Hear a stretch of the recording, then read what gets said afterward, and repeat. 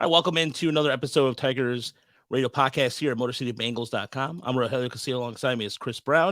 And you can find us on iTunes, Spotify, iHeartMedia, and Stitchler. And we're also updating the Tiger Monthly Report at YouTube. You can find us on YouTube there as we just celebrated our 300th subscriber. So that's pretty cool. Today, our special guest is a voice familiar to all baseball fans, especially in Detroit. He's the author of 2 books. If These Walls Could Talk, his story about his broadcasting career throughout the minor leagues and in the majors, and a book that came out late last year, The Major League Mindset, which serves as a guide for young broadcasters aiming for a job as a major league broadcaster. And his website, baseballbroadcasting.com, has some fantastic resources, including scoring sheets and plenty of other stuff to just help you navigate through that. Mr. Mario Impemba, how you doing? I'm doing great, guys. How are you? Doing well. And Chris, go ahead and ask our first-time guest our favorite question. Yeah, Mario, I'd say, hey, this is the thrill for us. As Rogelio was saying, you're the voice of Tigers baseball for many of us, so it's awesome to have you on. We always like to ask our first guest about their earliest baseball memory, and I know you grew up in the Michigan area, so I assume it had something to do with the Tigers? Yeah, I did. I could probably go back to when I was probably 6 or 7, and I don't know who won the game. I don't know who the Tigers played. I do remember walking into Tiger Stadium, though, and as a little kid, it was bat day at the ballpark. So that's really the only thing I remember. Now, this was back in the day when bat day meant bat day.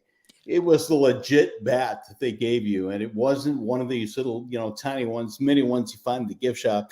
So I remember walking in, and I'm being handed this huge Dick McAuliffe bat, and every Tiger rally, fans would just pound these things on the ground, and it was something I remembered. It's funny because they would never do that today, and there's no way they would hand out these weapons to people walking into the ballpark. But it was pretty cool. I mean, it's nothing you could probably piggyback on 50-cent beer night, but it was cool. And that's probably what I remember the most. It's my first Tiger game. Ironically, again, I had no idea who they played. I had no idea if the Tigers won, but it was bat day, man, and I got me a Dick McAuliffe bat, so it was pretty cool. Yeah, that's funny. That's some of my earliest memories of going to Tiger Stadium involve. I think they were the mini bats by that point. This would have been the late '80s. But yeah, that was like a big deal. You go. It's as a kid, I also remember going to Battle Creek to like the Kellogg's factory. Yeah. And the big thing of that was you get a free box of cereal at the end. At least it was free to me. I'm sure my parents paid whatever to get in. But yeah, like, hey, I go to a baseball game, I get a free bat. This is great. I'm gonna stick with this thing. Cool. And this bat actually sat in my garage for years and years and years. And we eventually moved as a kid. I don't know what happened to the Dick McAuliffe bat, but it's gone by now. And it was a cool keepsake to have, throughout my childhood. Yeah, some of those bats too, like it seemed like there was the end of a table, just how big they were and how heavy they were. Especially, I try to remember the Tigers, the first baseman that played with the glasses, Howard, or I'm trying to think of the guy's name. I'm drawing a blank right now. But he was a tall guy, but he looked like he had a big bat, and I can't remember. Howard Johnson? No. Frank Howard. Frank Howard. Yeah, Frank Howard. Yeah. Yeah, Frank Howard looked like he had a toothpick in his hand, comparatively speaking to his stature, but. So we were anticipating today that the lockout was going to end, but of course the people refreshing their Twitter were disappointed to see. And Mario, this is kind of now they're talking about the season not beginning until April 14th, when the Tigers would go on the road against Kansas City. What are your impressions about the lockout? Because it just seems the everyday. Some good things about social media. You get the instant gratification of knowing news, and then the bad side of it is. You get the updates and it's just kind of unresolved and it just leaves this weird tension in the air. Well, I think like anybody else, I was, refreshing Twitter every 2 seconds today, hoping that they would finally come to an agreement. And, I thought they are too close not to really kind of get together and let's get this thing done. And all of a sudden, international draft comes up and it's like, well, where did this come from? And, they talked about the pre-arb pool and they were close on that. They talked about luxury tax. They got close on that. And the minimum salary, they got close on that. And all of a sudden, it's something that nobody ever expected to kind of, come up at the 11th hour and bust up negotiations. But, I'm really sad for the people of Florida and Arizona. These, spring training towns are really, really count on this money. Having gone down to Lakeland for the last almost 20 years with the Tigers, I really got a feel for what it meant to the town of Lakeland. And you could say that about really any spring training town. So these people there are definitely going to be hurting. And there's no doubt that, the ticket takers, concession people, and, parking lot owners and around Detroit are going to be hurting too. But, hopefully they're going to figure this thing out and get opening day, maybe 2 weeks late, but it's better than, sacking the season, which I don't think is going to happen. But what I want to know is what we did for like 40 days, prior to when they decided to start negotiating. I mean, I don't know. I lived through the 94-95 strike because my first job in Big League Baseball was 95 with the Angels, and that was coming off the 94 strike. So I saw how long these things take and how ridiculous they can be. And, deadlines don't mean anything, and last and best offer doesn't mean anything. And it's just kind of ridiculous. And I just wish they could have gotten it done today, but, we sit and wait. I mean, the severity of that strike too, in 1994, with Donald Fuhr being the Players Association too, it just seemed like I remember Tom Glavine going out there and saying that they were sticking to their guns, and just a whole back and forth about that. And so I think one of the things too, you're right about the international draft, but it also, the only thing about the international draft that came out was it just seemed like there wasn't even clarity, where you see Carlos Guillen saying, well, this would be a good thing, and then others. And so I'm not sure where the angle came from, but overall, in terms of stopping the labor talks, I think it just seems like it's a PR move, a kind of chess match of PR moves right now at this point, and a lot of fans are paying for it. Yeah, I think players really had an opportunity to select option number 2 of the 3 options the owners gave them, and that pretty much sort of given them 8 months to kind of figure this out. And if they couldn't get it figured out, then we renegotiate in a couple of years. But at least you had labor peace for a couple of years, and you continue to play the game. But I don't know what it's like to be sitting in those rooms. I mean, we rely on people like Bob Nightingale and John Heyman and all these people for our information. We're not in there, and we don't know what's going on. And, the best we can do is kind of guess and form our own opinions. But it's disappointing. I think that when you get this close to have something like that derail things so late, it just takes the air out of the balloon. And quite honestly, guys, I think, fans are kind of sick of it. And I worry about the game because, kids these days have a lot of other things they can do than to watch baseball games. And I think that, in order to grow the game, you got to avoid things like this. And again, what were we doing in December for a whole month? We're just kind of sitting on our hands saying, well, once January rolls around, we'll start negotiating. And once February rolls around, well, it's too late at that point. Yeah, and we were discussing before. It sometimes it feels at this point, and to your point, I do feel like that was kind of on the owners. The owners basically locked the players out and then didn't do anything for a long time. In the way it's working now is now that they've kind of finally started negotiating with each other in the last 2-3 weeks. I think the PR is turning after today. It kind of had been in the fans' corner, at least from my perspective. Maybe that's just the bubble I've created for myself on Twitter. But I see more and more people complaining about the players now, which I don't know. It could be turning soon, but I don't know. Like a lot of people, I did not picture an international draft being the sticking point. No. Well, I think that in the last hour or so of just going through Twitter and social media, it's funny how it went from I hate you owners to I hate you Major League Baseball Players Association. I mean, you're right. I think it has shifted now because the players really had a really close deal there. It's time to just get back on the field. Let's worry about the international deal a little bit later. Yes, it's important. I mean, David Ortiz, if you saw his comments, we do realize how important it is. And I agree with that. But that doesn't mean we're totally shuttling things. Let's just get it done, get on the field. But, we'll see what next week brings. But it looks like 2 weeks of games now are gone. And, they say that, these games are canceled. Are they really? We'll see. I think once you get past this point, it's going to be hard to make up games.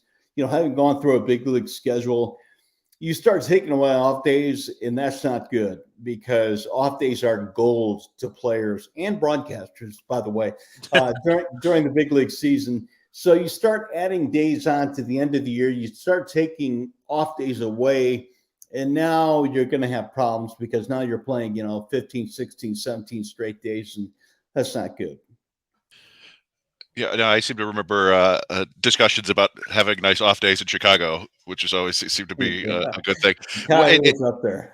We wrote an article just last week about how I mean, you try not to celebrate it too much, but if the Tigers do miss their first few weeks, the first 7 games are on the West Coast. They began with 4 at Seattle and 3 at Oakland, which is probably not. Nobody's too sad about missing those, I don't think. But maybe it's not as bad if you start the season out there. That's a death march. Believe me, man. Going out to the West Coast is a death march, whether it's Seattle, whether it's Oakland, whether it's Anaheim. I mean, we played the Padres one year when they were like the worst team in baseball and they swept the Tigers. So there's something about going out to the West Coast. I can't put my fingers on it. I don't know if it's, that time change or there's just so much to do out there, like, go to the beach and the nightlife and stuff. I don't know, but it's kind of weird.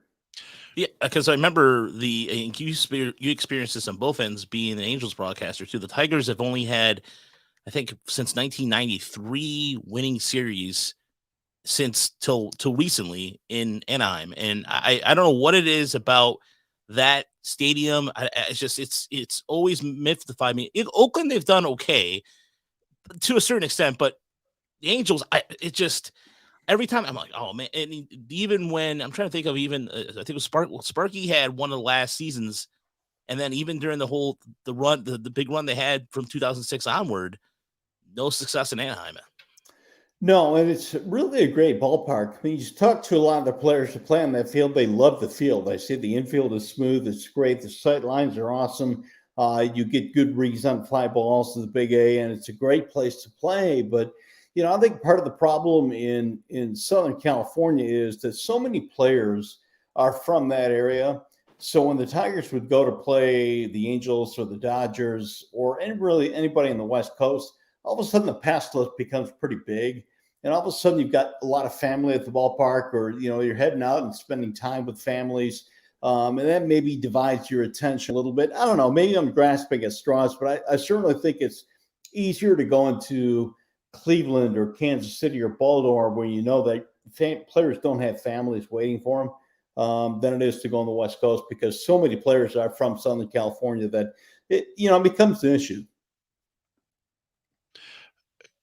One thing I was just going back to these negotiations, I was thinking about there's a little bit of a Tiger flavor to some of the player union side there. I know you probably had more than a few, I won't say run-ins, but you probably talked to Max Scherzer quite a bit. I don't know if you ever. Andrew Miller was pretty young when he was with the Tigers, not around for a ton of time. But Tony Clark too. I don't know if you ever ran into him much or.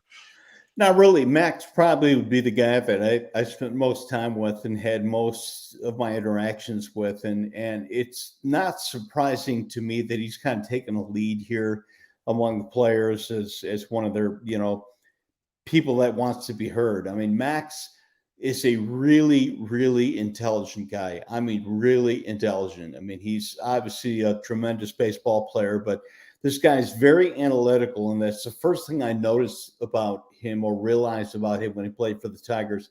Very analytical guy, great with numbers. So it doesn't surprise me that he's kind of in the middle of all this. The other two guys, Andrew Miller was really kind of quiet when he came up with the Tigers. I didn't really have too many major interactions with him. He kind of kept to himself. He was still young at the time, and Tony was before I got to the Tigers. So of the three, Max is probably the guy that I have most experience with, and does not surprise me that he's kind of taking the lead on this from the players' end.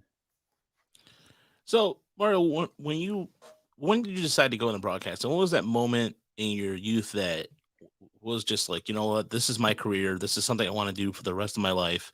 I just want to call baseball games. Well, I think I narrowed it down to two things. I either wanted to be a sports writer or a baseball announcer. And when I got to Michigan State, I realized that I couldn't write under deadline. I can write, but I can't do it under deadline. And so I decided, you know what, let me try out for the campus radio station. I'll do some games, see if they'll take me on. I eventually became sports director of the radio station there, and I was hooked, man. I mean, we did Spartan basketball, baseball, and hockey. We did some road trips. We do games at like Purdue and at Michigan.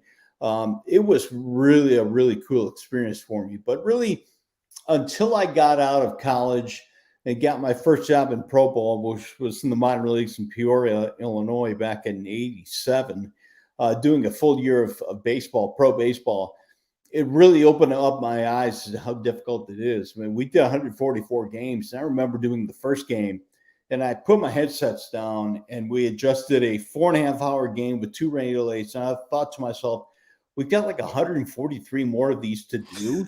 How in the world am I going to survive this? I mean, it was a bear, but I learned that, you show up the next day, show up the day after that. And I kind of got used to the baseball schedule, and always had a love for baseball. So, I would say probably when I was in junior high or high school that I had my kind of sights set on being the next Ernie Harwell, so to speak. And, fortunately I got a chance to do it here in Detroit for 17 years. And it was awesome, man. You can't explain how cool it is having grown up in a ballpark and then later on in life covering that same team as a job for, almost 2 decades. So it's pretty cool. Yeah, and we've been running out to a lot of former Midwest League games. We were still going there when it was still called the Midwest League, Yeah. and we know it's not a glamorous life being an announcer in the minor leagues either. We've I don't know if you're familiar with Dan Hasty, who broadcasts the West Whitecaps. Yep. But Dan's a great guy too, and we've talked to him, and yeah, just knowing all the other stuff that the announcers have to do. They're basically running like the media department and just riding the bus with the players. It's a real experience. So if you come up through that and you make it, it's far more rare than actually being a player because there's only a certain number of announcers for each major league team. So it's pretty remarkable. And just along those lines with Dan Hasty, I always know a story he tells about. He wrote a letter to Ernie Harwell when he was really young, and Ernie took the time to write him back and how much that meant to him. And so I think it's really cool that you've got this website here with these resources for aspiring broadcasters, because not everybody is going to reach out or give back like that, and to have job links and things like that, that's pretty cool. Yeah, it's something that's kind of important to me. It always has been, because I realized early on in my career, you can't get to where you want to get to without help. I mean, you need people to help you and people to support you, and you need that 1 or 2 people that are going to make a difference in your life and your career. And it was that way for me. And Ernie was one of those guys for me as well. I mean, when I finally got to Detroit, it was his last year, and that was my first year. But we did a couple of games. Ernie would actually fill in on TV a couple of times. And I mean, it was surreal to me to be sitting next to the guy calling games. I mean, I've got photos, and I've got mementos that, mean the world to me. I've got, handwritten notes that Ernie would send me. And it's just really cool. But it taught me that if I ever got into a position to help people, that I wanted to do that. And I get so many young announcers send me tapes saying, hey, will you critique my tape? Give us a listen. Tell me what you think. I just said, why don't we just kind of create a website?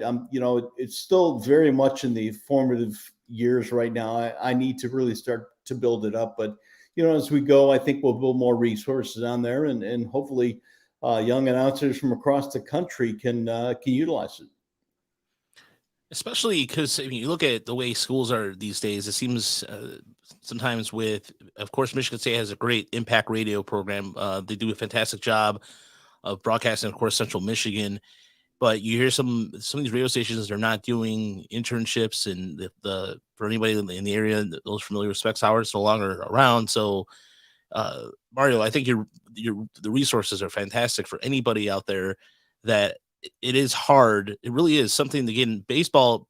To get in the baseball period, it seems like it's even if you know somebody or somebody, but if it seems also that once you get in, you're in. You prove your worthy work.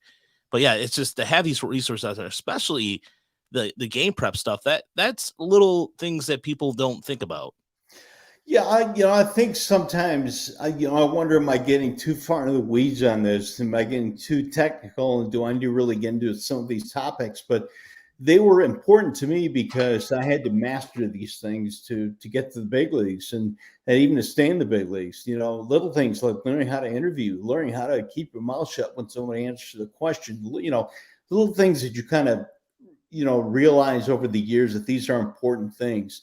And so I kind of wanted to put them together and have people be able to come and say, all right, we've got a section on there called Pro Perspective where we interview some of the best baseball announcers around the country, and they give their impressions on everything, about their careers, their lives, and advice. And I think those are valuable, and I really want to beef that section up. I mean, you got Joe Davis talking about self-doubt early in his career. Joe Davis now voice on Fox and voice of the Dodgers. So, he's a guy from a small Michigan town that, made it to the big time. And to be able to hear Joe Davis said, yeah, when I started, I doubted myself. Was I any good? Could I make it? When you hear guys like this tell these stories, I think it gives people, the opportunity to realize, yeah, you know what? I'm not the only one that thinks that I may struggle and not very good, and then I have to practice. I mean, you just kind of learn these things. And I think it's kind of a cool way to give back. I especially enjoyed the Dan Schulman one too, because he's one of my favorite play-by-play guys. He does a really good job of college basketball, and now with the Blue Jays. And of course, Chris and I always joke around Buck Martinez is the way he calls strikes and just the over pronunciation, but it's still Buck's really good at what he does. And so, but at any rate, but Chris, did you want to follow up? Well, no, I just I can't talk to you and not think of the last 20 years of Tigers baseball. Basically, there's so many iconic moments from watching the games, and there's things I could mention, but I'm curious if there are like moments that stick out to you that were great to broadcast, or things that fans might not realize were big moments for you that actually were. If there's anything that sticks out. Well, yeah, there are so many things, when I go through the years. I mean, they're the obvious ones like the Verlander no-hitters, Cabrera winning the Triple Crown. I mean, the 2 World Series appearances, the All-Star game here in 2005. Those are all really cool, really big moments. But sometimes there are the little things that you kind of remember. I mean, there was an at-bat that I right now consider my favorite call of all time that I've ever had, and that was the Chris Sale JD Martinez at bat, where JD came off the DL, steps out of the dugout, first pitch hits a home run. Just electric. And we kind of predicted it on the air too. Wouldn't it be neat if he hit one out and boom, he hits one out? And it's like, oh my God, we just got so lucky, but it's so cool. The Galarraga thing is one that sticks in my mind because not because of what happened and how bad it was for him and Jim Joyce, but because of what came of it. Because the next day, everybody just kind of forgave each other and they realized we're all human beings and we got on with life. The night Ernie Harwell made his speech on the field before he passed away at Comerica Park, they stopped the game to have Ernie Harwell come out behind home plate and talk to the fans. Well, what people don't realize is that before the game, Ernie came in the booth, in our TV booth at Fox, pulled me aside and was just so generous with his time. He said, hey, it's your time here. Congratulations. Keep doing a great job. I'm pulling for you. And this is a guy who's dying. I mean, it's little things like that you remember more than, big home runs or big hits. But yeah, for nearly 2 decades to have a front row seat to some of the best Tiger teams you could argue in history, it's pretty cool.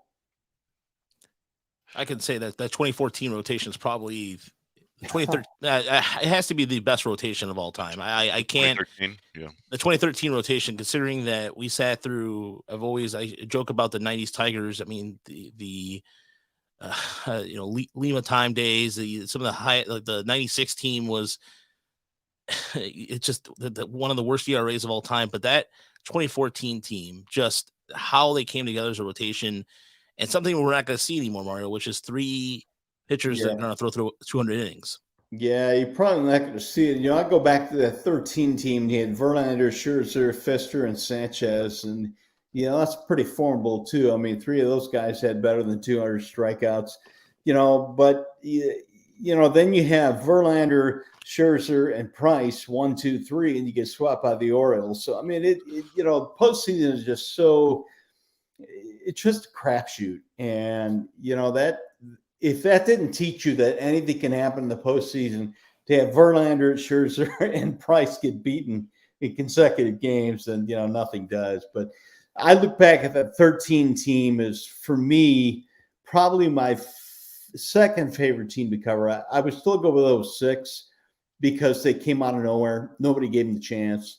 And they really were a gritty bunch. But that 13 team, I think, might have been the best team that I covered here in Detroit. And again, that series in Boston goes to show you that sometimes the best team doesn't win.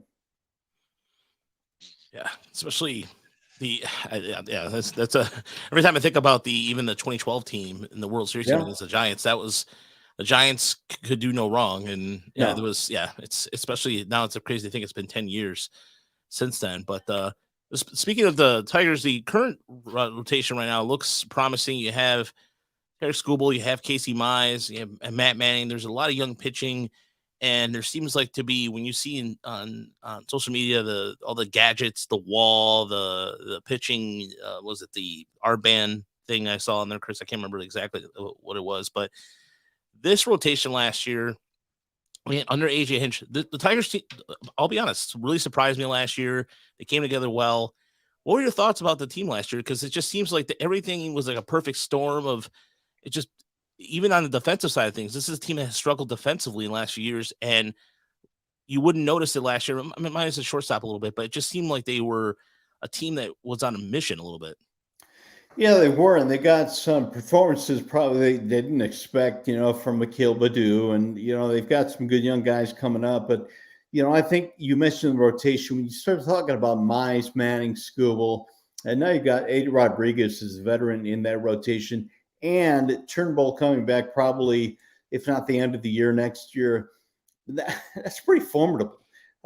If these guys take the next step, and if these guys progress as we think they will. I remember talking to Gibby and Alan Trammell a lot about 84, and they always talked about the fact that the reason we were so good was the fact that we came up in the minor leagues together.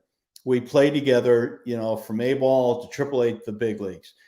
Think about that core of Petrie and Morris and Tram and, all those guys, and it just, and Parrish and Gibby. I mean, those guys all played together in the minor leagues. And I'm starting to see that now with the Tigers, because you get Green and Torkelson up, and now you kind of put them in a lineup with this pitching staff that, if they can progress, it's really going to be a dynamic core of players that, have kind of all been around together. Since I left the team, I really haven't been as in depth with the minor league guys, but from what I hear and what I read, Torkelson and Green are really good buds, and they're getting to the big leagues at the same time, and it's exciting, man. I mean, if you're a Tigers fan, it's exciting, and maybe what sped up the Tigers rebuild more than anything else was the White Sox hiring Tony La Russa and not AJ Hinch, because AJ Hinch falls in the lap of Al Avila, and believe you me, this guy is going to get it done. I think in Detroit, man, he is just watching him from afar when he was managing the Astros, just a sharp dude. And look what he did with the Tigers last year. I mean, he's got him going in the right direction. So it's going to be good. Yeah, watching. I think we went to Chris, like over 50 minor league games, close to 60. It seems like we went to a lot of games last year, and dozens. Watching, yeah. We went to Erie. We made a mistake once driving to Erie and then coming back to Michigan in the same night, and that was not good. Long. Yeah. But that's totally worth it, and especially to see the young crop of players. And you're absolutely right. Even with Ryan Kreidler too on his way up, and I think the infield is going to be a good season, or good. We're going to see a lot of progress from them in terms of hopefully when there is a season. But one of the last questions I want to ask you, in terms of teams that were not Tigers related, that you had a chance to call, what team, especially even with the Anaheim and Boston, but overall, what team impressed you the most? So you were out there and you knew it was going to give the Tigers or any team you watched a challenge. Well, if I look back at you mean teams that I broadcast for, or just teams in general? Just teams in general. Pardon my. Well, Pardon you me. roll into Yankee Stadium and you see you'd see those lineups every day, and you're like, okay, this is just not fair. But then you realize that you could have A-Rod and Stanton and all these guys in your lineup, and it doesn't mean you're going to win. I mean, some of the best teams that I saw were teams that had really good balance, that didn't necessarily have an all-star at every position. I had the misfortune of leading the Angels in 2002, the year they won the World Series. So I worked for 7 years in Anaheim and saw a lot of really good players. I mean, Jim Edmonds came through, Tim Salmon, Garrett Anderson. I mean, it went on and on. Darren Erstad, Eckstein came through there. I mean, it was really, really good. And then just as they were getting good, I came to the Tigers and they won the World Series and we went on to lose 119 games. So, the timing wasn't good on my part, but there have been a lot of great teams. I look back at those Cleveland teams of the late 90s that had that middle of the lineup that had Tomey and Manny Ramirez, and they had Vizquel playing short. I mean, those were the teams that I really enjoyed watching play because they had really good balance. But if I had to look at some of the teams, I'd say those Cleveland teams were really good. And I probably say that because while I was broadcasting for the Tigers or the Angels, they always beat our team. And so those were some really good squads. Yeah, that 1997 squad that lost to the Marlins is one of the best starting nine I've ever. No question. Yeah, I mean, it's just you'd have all these guys in their prime, and you have Jamie Wright going out there tossing gold, and they couldn't get it done. And that's one of those you were talking about that earlier about it's just kind of fate of what happens. But that Cleveland team, I just remember when the Tigers moved to the AL Central, I was just shaking my head. It's like it's not even going to be fair. I mean, it was already in the AL East, and these teams were getting really good. You had Toronto coming off, and then the Yankees were starting to get hot. But then you're like, oh, great, we get Cleveland and Chicago, and I thought the White Sox were doing pretty well. Well, getting to that, but yeah, those Indians teams. I remember even Dennis Martinez, because Dennis Martinez is one of my favorite pitchers to watch. And when he joined Cleveland, it's the only reason why I was like, oh man, come on, get Dennis Martinez. Anyway, I digress. But Chris, you want to follow up with anything else? Just a couple random oddball questions. I'm curious, did you watch Brockmire? I did not. Oh, okay. I wondered if it might hit too close to home as a broadcaster to watch a show about broadcasters. No, I did not watch it. It's pretty good, but if you get time, and I noticed you're wearing some Spartans gear there, so I'm curious. You're still hardcore MSU fan here? Yeah, I am. I really have always been a big football and basketball fan at the college level, and D'Antonio had a lot of great years, and now Mel Tucker's doing a great job of really kind of ratcheting up the recruiting, and Izzo's been Izzo, so I die green and white, man. I just bleed green and white, and they got a game tomorrow. Their basketball team this year is, I don't know. We'll see. But the future looks bright, I think, for both. But yeah, and that's not to take away what Michigan has done. I mean, their football team last year was pretty good. And I think Juwan Howard's a great coach. So I think their basketball team is going the right direction too. So it's great, man. Rivalries are great. And I've got a lot of Michigan fans. And sometimes, I'm doing the bragging and sometimes they are. So it's fun. Yeah, it's definitely, especially when both teams are really good in the Big Ten, it makes things a lot more compelling. Yep. So, but Mario, thank you for your time. I really appreciate it. And everybody go to baseballbroadcasting.com. You can find some really good resources out there. I know we have a couple of young listeners that in the audience, and we have his books too. You can buy his books there. His Wallace Could Talk, which is his looking at those Tiger teams and his starter's career as well, and the major league mindset. Again, this is like I said, somebody who used to work who's done podcasts, and nobody ever has an opportunity to give me an air check or something like that. I think having that ability to go to a mentor like that and say, give honest critique, because you're not going to always getting critique like that is very difficult in certain circumstances, but I know, Mario. I'm really impressed with that, and that's really good. You're giving back, honestly.